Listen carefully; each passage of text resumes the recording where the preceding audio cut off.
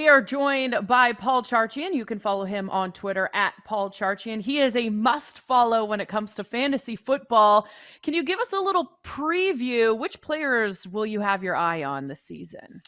I'm going to give you one player at each of the key positions that I think you should target, especially based on where you will be drafting them in your fantasy league.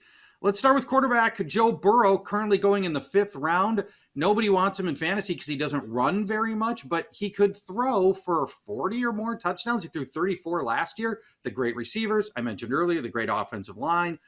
When you get into the 40 touchdown territory, I don't need you to run. You're going to having a great season anyway. And I think he could make up 6 more touchdowns than he had last year. Running back, how about Baltimore's J.K. Dobbins, currently being drafted in the 5th round? He says he'll be ready for week 1. He disputed yesterday Ian Rappaport's report that he's not going to be ready for the start of the season or may not be ready. He came back and told him to jam it because he's going to be there on day 1. I love that.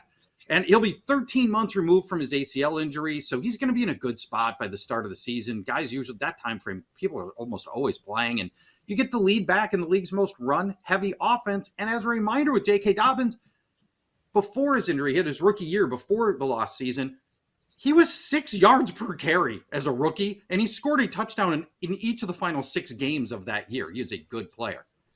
At wide receiver, Amari Cooper being drafted in the 5th round. Can you name another wide receiver on the Browns? That whole passing offense is going to go through him. Yes, it's a Jacoby Brissett passing offense for all or much of the season, but still, Jacoby Brissett was able to get Jalen Waddle to 100 receptions.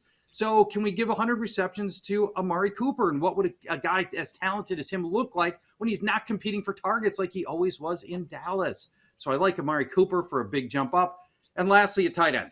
Zach Ertz. He was tight end 5 after the trade to the Cardinals last year, going off the board right now in fantasy drafts as tight end 12. I don't know why. His average game as a Cardinal was 7 targets, 5 receptions, 52 yards, and almost half a touchdown per game. Those are good numbers. And the Cardinals lost the 2nd most targets in the offseason.